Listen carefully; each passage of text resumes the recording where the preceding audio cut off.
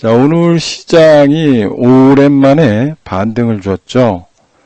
예, 시장에 관련돼 가지고 우리가 좀 생각해 볼 필요가 있습니다. 자, 미국 시장이 금리 인상과 함께 굉장히 좀 빠졌죠, 오늘. 그런데 우리 시장은 이렇게 장대 양봉을 냈습니다. 이게 이제 코스닥이죠. 그 다음에 거래소 쪽은, 거래소는 약간 이제 오른 거죠. 이렇게 보시면은 0.72 정도 되는데, 아직도 거래소 쪽은 외국인들의 흐름을 보시면요. 그동안에 코스닥을 엄청나게 매도했는데, 오늘 조금 매수했다. 그 다음에 외국인은 아직도, 이 시장에 대한 확신이 없다. 그래서 선물의 이제 매도는 좀 줄어들었습니다. 그렇지만은 풋 쪽이라든지 이런 쪽에 해지가 있어서 아직도 시장에 대한 소위 말하면 경계감이 외국인들한테는 있다라는 것을 말하는 거예요. 그래서 지금 여러분들이 보시면은 수급적으로 그렇게 많이 풀려 있는 상태는 아니었다. 다만 오늘 금융투자 쪽에서 소위 말하면은 환매수가 들어왔다. 이거고 연기금 쪽은 오히려 매도를 했습니다. 이런 날. 그래서 이제 시장에 대한 움직임은 기관들은 지금 일정한 방향과 일정한 내용을 가지고 투자하지는 않는다. 아직도 시장에 대해서 참여자들이 움직임이 계속해서 달라지고 있다는 겁니다. 이게 이제 소위 말하면은 시장 참여자들이 이 시장에 대해서 확신을 갖는 사람들이 별로 없다는 겁니다. 그래서 기관과 외국인과 또는 큰 손들의 움직임들이 지금 굉장히 시장에서 설왕설래하는 거예요. 그래서 방향성이 정해져 있지 않다는 겁니다. 방향성이. 이게 어디로 갈지 모르겠다. 이거예요. 지금 시장은 모르겠다 쪽입니다. 왜? 미국에서 금리 인상한다, 또는 내지는 이런 얘기가 쫙 있으면서 시장의 전체적인 흐름, 이런 것들이 참여자들이, 특히 펀드 매니저들이 이럴 때일수록 혼란을 겪어요. 그래서 통화해보면, 야, 너 요새 장 어떻게 보냐? 그러면 형님, 요새는 안개 구간입니다. 여러 가지 이성적으로 보면은 대한민국 시장이 엄청나게 많이 빠져가지고 사야 되는데, 사야 된다고 머릿속에서는 생각되는데, 실질적으로, 행동적으로는 막 지르지 못할 것 같아요. 라고 얘기하는 데가 많습니다. 또 조금 펀드 매니저 중에 약간 공격적인 스타일을 가진 사람들은 지금 시장에서 싸다. 그래서 아프리카 시장보다도 더 저평가돼 있고, 터키 시장보다도 더 저평가돼 있어서 아무리 대한민국이 싸더라도 이렇게까지 저평가 구간에 있지는 않다. 왜냐하면은 지금 아시아 시장에서 여러분들 아시겠지만 대만, 홍콩, 상하이, 베트남, 인도 이런 데는 별로 빠지질 않았어요. 근데 우리 시장만 여러분들이 아셨겠지만 연속적으로 빠진 거예요. 연속적으로 빠졌고, 또 한 가지는 코스닥 쪽은 폭락을 한 겁니다. 1050포인트부터 쭉 빠진 거예요. 1%, 1%, 1%, 1%, 1% 해가지고 올 한 달 내내 빠졌다고 보시죠. 여기 보시죠. 폭락한 겁니다. 근데 대만 시장 이런 데 보면은 그런 데는 그렇지 않아요. 굉장히 좋은 모습을 보였다가 요새 조금 조정을 보이는 거죠. 미국에서 금리 인상한다, 뭐 한다 그러는데. 오늘도 보시면은, 뭐 항생지수, 홍콩 H지수, 뭐 니케이, 뭐 이런 쪽 다 올라갔어요. 우리만 너무 지금 아주 뭐 겁먹고 있고, 이런 상황입니다. 그래서 우리 시장이 너무나 피곤하게 지금 빠졌다는 겁니다. 대만의 각권지수 같은 경우는 뭐 빠진 것 같지도 않아요, 지금. 그런데 우리 시장만 2022년 1월달 초부터 쫘르르르 빠진 거예요. 그래서 여러분들이 이게 너무 많이 빠지다 보니까 반등을 주는 겁니다. 여러분들이 아시겠지만 IMF가 있었죠. 이 IMF 같은 경우도 계속 빠졌죠. 연속적으로 하한가 맞으면서 빠지지만 어느 정도 수준 되면 이렇게 반등을 줍니다.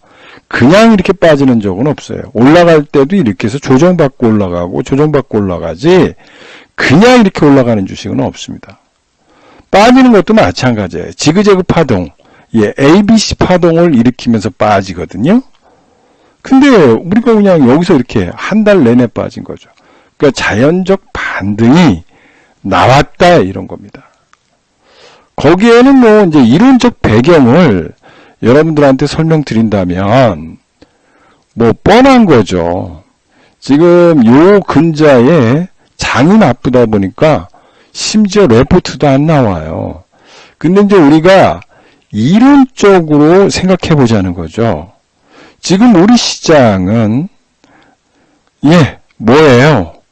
LG 에너지 솔루션과 관련된 여기 블랙홀이 있었다는 거죠. 뭐 114조에 1경 5천조가 몰렸다는 겁니다. 그러니까 블랙홀 역할을 한 거예요. 그러니까 자금이 일로 빨려 들어간 겁니다. 근데 뭐 코끼리 비스켓 마냥 조금 받았죠? 오히려 그거보다는 이쪽에서 투자하는 게 훨씬 더 먹는 건데 사람들은 이렇게 안전한 주식에 대해서 투자하려고 하는 욕망이 있는 거죠.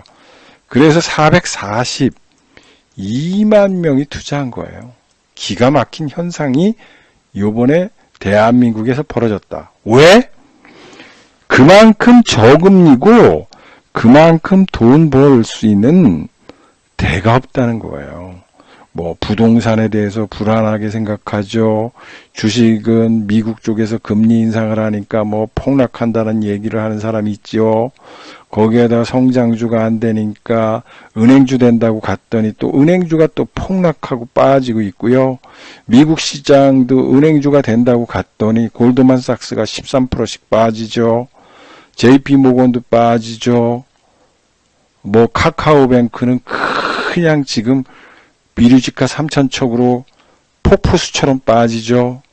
이런 현상들이 자꾸 나타나는 거고 그렇다고 저 퍼주 갔더니 저 퍼주는 조금 올라가는 척 하더니 이내 빠져가지고 사람을 고통 속에서 만드는 이런 장이죠. 그래서 LG 에너지 솔루션에 대해서 사람들이 몰린 겁니다. 왜? 그래 30만 원이든 40만 원이든 100만 원이든 200만 원이든 안전하게 내가 먹을 수 있다라는 거예요. 여러분 주식 투자를 할 때 왜 이렇게 많은 돈이 몰렸느냐? 주식 투자에서 안전한 주식에는 돈이 먹는 거야. 확실하게 먹을 수 있다고 생각하면 돈이 몰리듯이 주식 투자의 방법은 확실하게 먹을 수 있는 종목을 질러야 되는 거예요.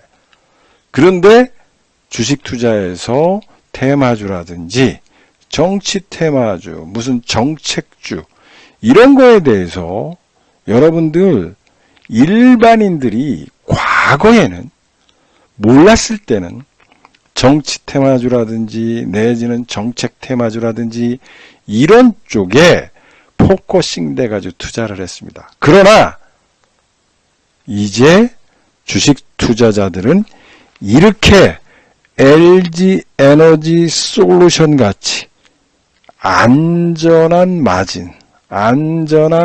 마진을 좋아한다는 거예요. 그렇기 때문에 여러분들이 조심해야 될 게 뭐 정치 테마주 또는 정책 테마주 뭐 이런 거 가지고 지금 요새 혹세무민을 하는데 옛날에는 이런 바보 같은 사람들이 많이 와가지고요. 혹세무민하니까 막 이런 걸 샀어요. 뭐 대북주 뭐 이런 것들이요.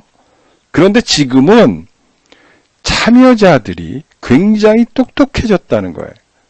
그래서 안전한 주식은 질르는데 이렇게 안전하지 않은 주식은 옛날처럼 무지막지하게 들어오지 않는다는 것을 여러분들이 명심하셔야 돼요.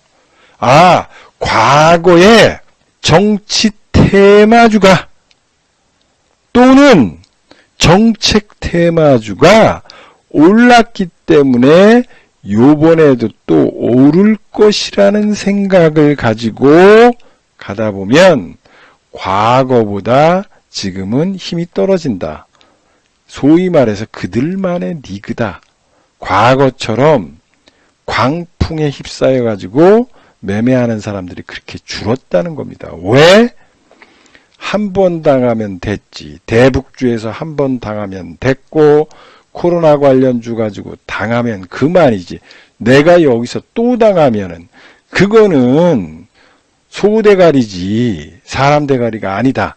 이런 인식이 증권시장에 퍼져 있는 겁니다. 그래서 주식을 투자할 때 심하게 여러분들이 생각해 보시면 이렇게 근거 없는 쪽에다 배팅하는 거는 내 자산이 위험할 수밖에 없다라는 거고요. 지금은 이 LG에너지 솔루션이 이제 블랙홀 역할을 했다. 근데 여기서부터 돈이 쏟아져 나오기 시작할 것이다 라는 게 첫 번째라는 거예요. 그래서 정상화 궤도가 이루어질 가능성이 있다 라는 거고요. 두 번째는 지금 글로벌 내 인덱스 펀드 비중, 자산 비중 이런 것들이 공전 궤도를 유지하는 것을 가정한다는 거예요. 그래서 지금 한국의 위치가 어느 정도 수준이냐? 예, 코리아 디스카운트가 역사적으로 저점 부근에 있다는 겁니다. 여기 저점 부근. 예, 저점 부근에 있다는 거예요. 퍼가 PBR이 0.5 뭐 이런 것들이죠. 퍼가 10배 수준에 저점 부근에 있기 때문에 언제든지 반등할 수 있는 여력이 생겼다라는 것을 여러분들이 생각해 보셔야 됩니다. 그래서 미국 시장에서 금리를 인상하기 때문에 폭락을 한다라는 생각을 가질 필요는 없다라는 거예요. 그래서 지금 저점 부분에 있다라는 것을 여러분들이 생각해 볼 필요가 있고요. 그래서 지금 보면은 뭐 외국인들이 저평가돼 있을 때 이렇게 매수가 들어와요. 그래서 요새 보면은 꽤 들어온다는 거 참조해 보시면 좋을 것 같고요. 그런 것들 생각해 보시면 됩니다. 그래서 지금 시장은 상대적으로 저평가돼 있고 아시아 신흥 국가들 아까도 얘기했지만요. 근데 한국 주가는 이렇게 빠졌는데 신흥 주가는 여기에 있는 겁니다. 여기에. 뭐 베트남 뭐 소위 말해서 베트남 주식, 대만 주식, 홍콩 주식, 상하이 주식, 인도 주식 이런 것들은 지금 고점에서 약간 이렇게 돼 있는 거예요. 근데 우리만 이렇게 폭락해 있다라는 걸 생각해 보십시오. 그래서 시장은 기맞추기가 연출되고 바닥을 탈출할 가능성이 있다라는 것을 생각해 보시면 이제 거의 저점 부분에 근접돼 라는 거를 생각해 보시고, 아직도 한국의 IT 업종은 실질적으로 실적이 올라가고 있다는 거예요. 여기 IT, EPS가 이렇게 올라와서 올라가고 있는 중이라 이거예요. 그러면 IT 업종에 대한 저평가, 이런 것들이 아직도 우리 시장에는 있다라는 겁니다. 그래서 지금은 코리아는 디스카운트 되고 있어서 여기에서 장이 조금 안정화되면 외국인이 유입될 가능성이 있다는 겁니다. 이런 것들을 여러분들이 생각해 볼 필요가 있다. 이런 거고, 지금 여러분들이 보시면은 현대차가 이렇게 프라임카 스타트업 지분을 인수해가지고 광폭 행보를 해요. 이런 것들을 그냥 보시면 안 됩니다. 여기에 관련된 종목, 이거를 질러야 돼요. 이런 것들을. 이런 것들이 여러분들한테 텐버거 종목으로 나온다는 겁니다. 텐버거. 텐. 왜? 이제 시작이니까. 왜? 메가 트렌드니까. 왜? 미래의 역사니까. 이거예요. 내용이 나오잖아요. 이제 레포트가 나오기 시작하는 거예요. 하늘길이 열린대잖아요. 하늘길이 UAM이 열리는 거예요. 그러면 여기에 관련된 대장주 또는 저평가된 종목을 사야 되는 겁니다. 왜? 간대잖아요. 그래서 지금은 여러분들이 뭐 정치 테마주라든지 내지는 이런 쪽으로 자꾸 가서 자꾸 다른 쪽으로 이렇게 발을 잘못 디디면 안 되는 거예요. 제가 여러분들한테 여러 번 얘기했습니다. 자율주행과 관련돼서 수십 차례 얘기했습니다. 여기 보시면은 왜 이런 얘기를 하느냐? 이겁니다. 자꾸 지금은 미국 기업과 협력 관계 내지는 대기업, 아까 얘기했죠. UAM 같은 경우는 현대차가 한다. 그러면은 여기 UAM 하니까 현대차를 사는 게 아니라 여기에 소부장을 사야 되는 거예요. 소부장. 작은 주식을 사야 돼요. 그러면은 2조, 3조짜리가 20조, 30조 가는 건 힘들어요. 그러나 1000억, 2000억짜리가 1조, 2조 가는 거는 가능성이 있다는 겁니다. 그래서 지금은 투자의 관점과 투자를 할 때 여러분들이 생각할 수 있는 가장 중요한 포인트가 뭐냐 이거예요. 바로 4차 산업혁명과 관련돼 있는데 무엇이든지 좋아요. 글로벌 기업이에요. 현대차도 글로벌 기업이고 삼성도 글로벌 기업이고 애플도 글로벌 기업이고 테슬라도 글로벌 기업이라는 거죠. 그럼 무슨 얘기를 하는 거냐면 얘들 기업을 사는 게 아니라 이 기업과 연관된 종목들을 사라는 거예요. 이게 지금 여러분들은 지금 모르겠지만 저희가 맨날 얘기하잖아요. 이 자료 가지고 맨날 이 양반은 맨날 왜 그 자료만 사용하느냐. 여기에서 종목이 맨날 바뀌어요. 일바따로 애플 관련주 얘기했습니다. 이것이 지금 따블을 쳐가지고 올라와 있습니다. 그래서 다시 또 테슬라 관련주 얘기했죠. 여기 보시면 테슬라 관련주. 테슬라 관련주가 지금 꿈틀거리고 있어요. 이렇게 되고 있습니다. 이렇게. 그럼 이 종목 사야죠. 이거 애플 관련주 이렇게 돼 있으니까 이 종목은 올라왔으니까 좀 못 사면 이 종목이라도 사는 거죠. 테슬라 관련주. 왜? 테슬라가 와가지고 도와달라잖아요. 예, 우리 좀 도와다오, 제발. 너희들이 기술적으로 세계에서 최고더라. 그래서 애플과 테슬라에 있는 기술, CTO, 예, CTO들이 전 세계에 있는 기업을 서치하다 보니까 대한민국에 있는 모 기업을 좀 보자. 와! 이 기업이 세계적 기준으로 굉장히 중요한 요인을 갖고 있구나. 이런 거예요. 그래서 여러분들한테 계속 얘기했고, 애플 관련주, 예, 애플 관련주 얘기하잖아요. 테슬라 관련주, 애플 관련주 있다. 아이폰 13의 비밀 얘기했잖아요. 근데 이제 일사가 나온대잖아요. 여기서 여러분들이 일사로 갈 때 기술의 변화가 뭔지를 알아야 돼요. 기술의 변화. 그냥 얘기하지 말고 여기 아이폰 13과 14 이거는 천지개벽인 거예요. 기술의 변화가 있다는 거죠. 기술의 변화가 있구나. 그런데 그 기술의 변화 속에 밸류체인이 있는 거예요. 밸류체인.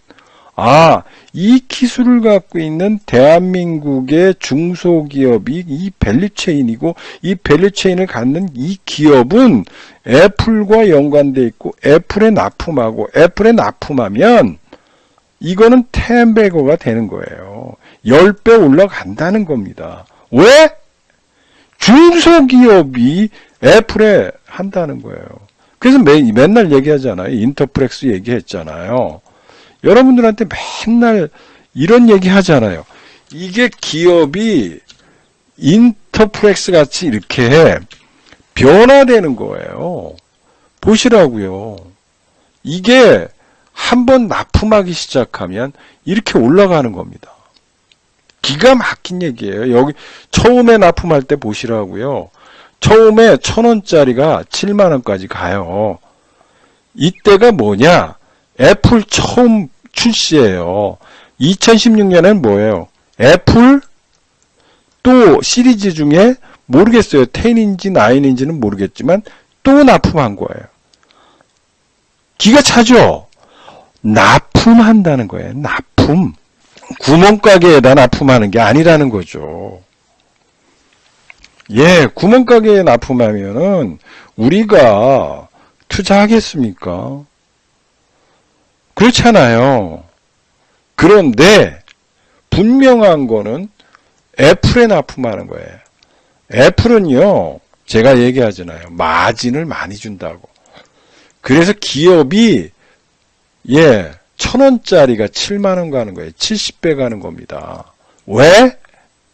미운 오리 새끼에서 화려한 백조로 변해야 되는 거예요.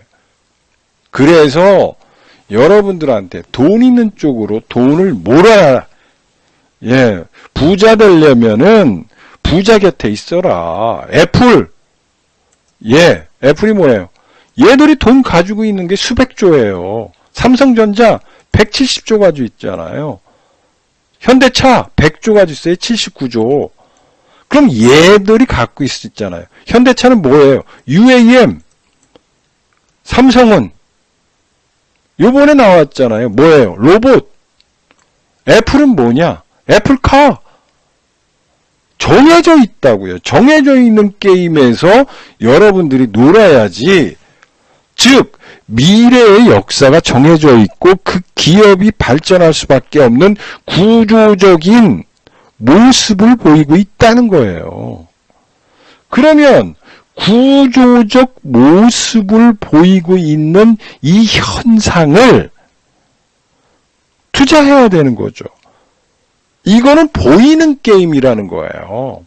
제가 아까도 얘기했지만 LG에너지 솔루션에 114조가 모였듯이 이렇게 보이는 게임에는 돈을 투자하는 거예요.